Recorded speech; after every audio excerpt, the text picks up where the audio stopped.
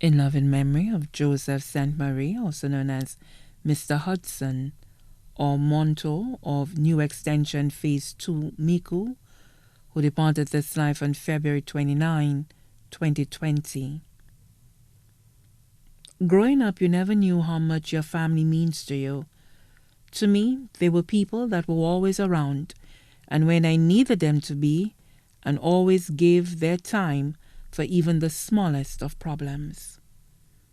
Joseph St. Marie, also known as Mr. Hudson or Monto, a loving husband, father, grandfather, and friend with a heart of gold, was one of those.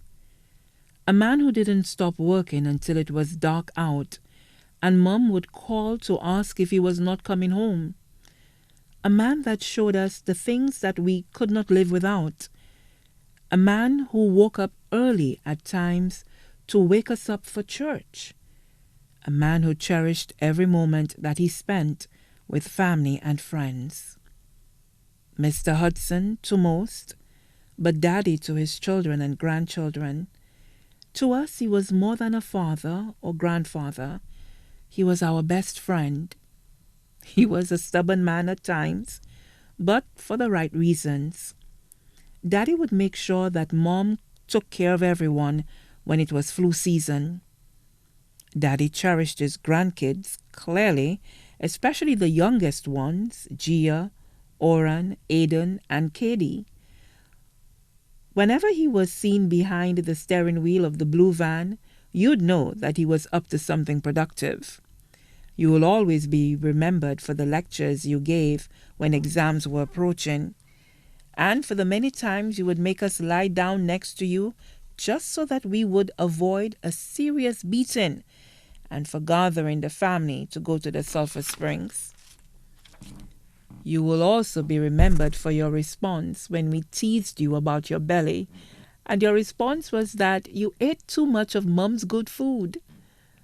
Or when wrestling came on, you'd call us to watch with you. The long nights when the entire household would stay up to watch karate movies. Mr. Hudson could make a room filled with frowns smile. His absence could also be felt, even if it was for a short period.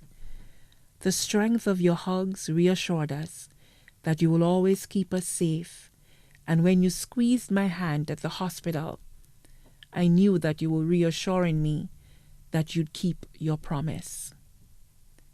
In years to come, we may not remember many of the words you spoke, Daddy, but the memories of what you conveyed without speaking a word will always stay in our hearts. As you would always say to us before we left to go on our daily errands, I love you, Dudu. Daddy, we will always love you, and you will surely be missed.